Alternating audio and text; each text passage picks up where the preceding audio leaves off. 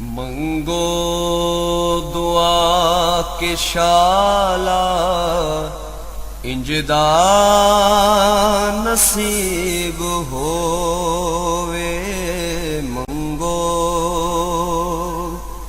दुआ के शाला इंजदा नसीब होवे। जद आवे मौत मैनू, जद आवे मौत मैनू सोना कर।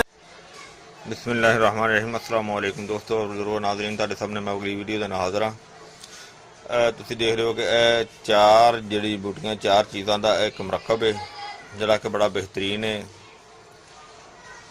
और ये पुरानी तो पुरानी जी दर्द, यानी कि अगर चोट लग जाती है कोई 2 साल 4 साल 5 साल 7 साल 10 साल बाद को उस जगह ते दर्द महसूस होती है, यानी कि उन्होंने कहते हैं कि पुरानी दर्द निकल आई है।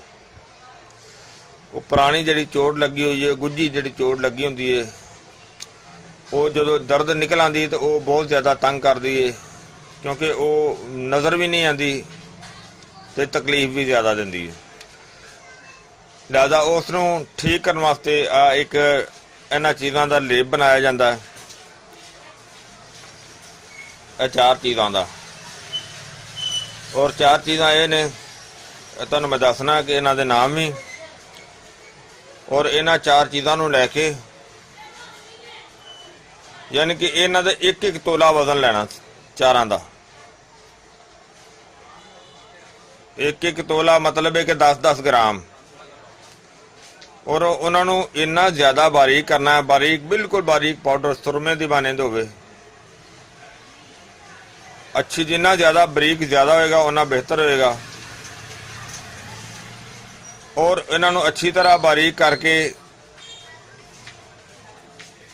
और उस दे अंदर हल्का जा पानी पाना, यानी कि पानी भी इन्ना ही होवे कि जिन्ना एक लेप टैप बन जाए। अगर उस दे अंदर तुसी मजीद इजाफा कर लो तो होर बेहतर है। बाकी चार चीज़ां भी कम करनगियां। इजाफा इस चीज़ का करना है कि अगर इस दे अंदर एक देसी अंडे की जर्दी शामिल की जाए, वो भी बहुत बेहतर तो बड़ी वधिया ते अच्छी चीज़ बन जाएगी। वो लेप बड़ा ही कामयाब किस्म का बन जाएगा। और यह चार चीज़ां जिहड़ियां तुहाडे सामने, यह है मैदा सक, और यह है लोटे सज्जी, यह देसी लौंग, फटकड़ी लाल सुरख, सुरख फटकड़ी, देसी लौंग, लोटे सज्जी, मैदा सक। इन्हां चार चीज़ों का ही बनाना अच्छी तरह पाउडर। और जिहड़ी जगह ते चोट फर्द किया किसी हथ ते चोट लगी है, और इसका तुसी रात नूं सौन लग्या इस दे उत्ते लेप करना है। लेप करके तो उस दे उत्ते रुई लैके ना रुई दी गद्दी बना के वो फौरी उत्ते नहीं रखनी।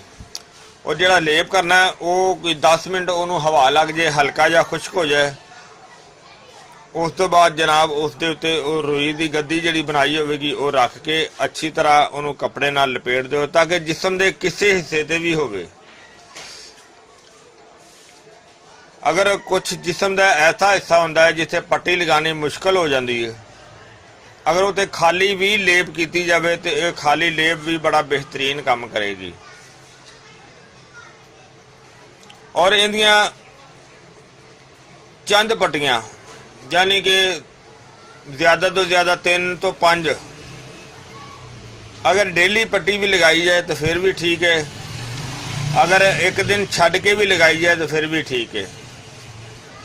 लेकिन जदों पट्टियां लगाओ, और इस तो इलावा भी खास करके जदों कोई पुरानी दर्द, पुरानी सट, पुरानी चोट जी है वो तकलीफ देती है, उनके वास्ते तुसी ठंडा पानी जरा ना वो फौरी बंद कर दिओ।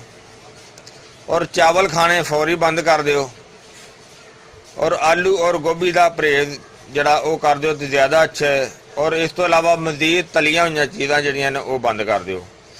और ये देखो कि जिस्म दे विच कब्ज़ की शिकायत नहीं है, अगर कब्ज़ की शिकायत हो तो वो कब्ज़ दूर कर दिओ। कब्ज़ दूर करने वाली कोई दवाई भी इस्तेमाल की जा सकती है। अगर कोई दवाई भी समझ च ना आवे तो मामूली तुसी गुलकंद लैके वो भी खा सकते हो। अगर उन्होंने उबाल के अच्छी तरह उन्होंने दुध में उबाल के इस्तेमाल किया जाए फिर भी ठीक है। अगर उन्होंने खा के उपरों गर्म दुध इस्तेमाल किया जाए तो उस दे नाल भी मसला हल हो जाता है।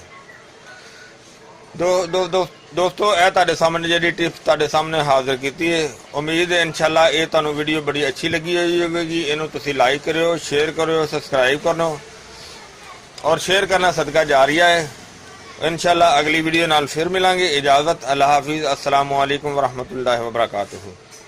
गए बतेरे सरकार नू कमांगे, गम हो गए बतेरे सरकार नू कमांगे।